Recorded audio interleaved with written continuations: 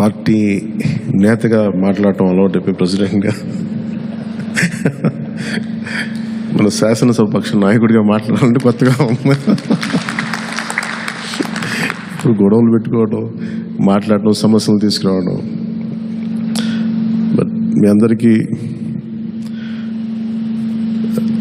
అపూర్వమైన మెజారిటీలతోటి ఘన విజయం సాధించిన మీ అందరికీ, ప్రతి ఒక్కరికి పేరు పేరున నా హృదయపూర్వక అభినందనలు, ధన్యవాదాలు.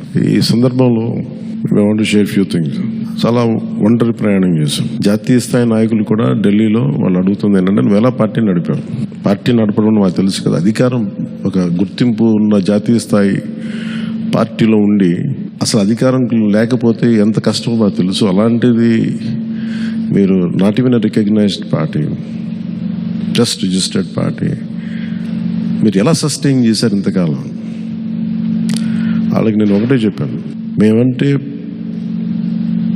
ప్రేమించే జన సైనికులు, వీర మహిళలు, జనసేన మద్దతుదారులు, వారి వల్ల మేము బలంగా నిలబడగలిగాం.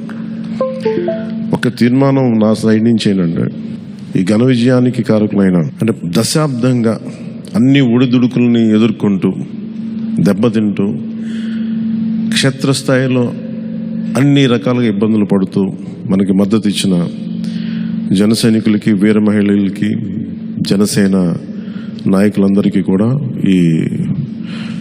వారికి నా మనస్ఫూర్తిగా నా అభినందనలు తెలియజేస్తా ఉన్నాను. మీరు లేకపోతే ఈ రోజున ఈ విజయం ఉండేది కాదు. అలాగే ఈ విజయం అసలు మనం చేసిన పోరాటానికి ముగ్ధులై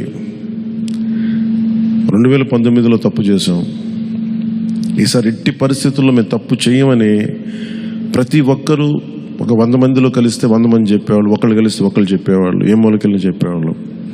ఈ రోజున మనందరికీ కూడా ఇంత భారీ మెజారిటీలు వచ్చినాయి అంటే మనల్ని నమ్మిన ప్రజలందరికీ హృదయపూర్వకంగా మన ఈ మీటింగ్ తరపు నుంచి నేను వారికి నా కృతజ్ఞతలు, అభినందనలు తెలియజేస్తున్నాను. మనకి వీ హ్యావ్ గ్రేట్ రెస్పాన్సిబిలిటీ. అంటే నేను మొన్నదాకా మాట్లాడుతున్నప్పుడు అదొక పొలిటికల్ రెటారిక్ అనిపించుకోవచ్చు, but I believed in that and I believe in that. అంటే we have to bring back accountability and politics. జవాబుదారీతనం తిరిగి రాజకీయాల్లోకి తీసుకురావాలని. గొడవ పెట్టుకునేటప్పుడు అంటే మనోహర్ గారు మేము చాలాసార్లు మాట్లాడుకున్నప్పుడు, cooperation and confrontation is a part of democracy.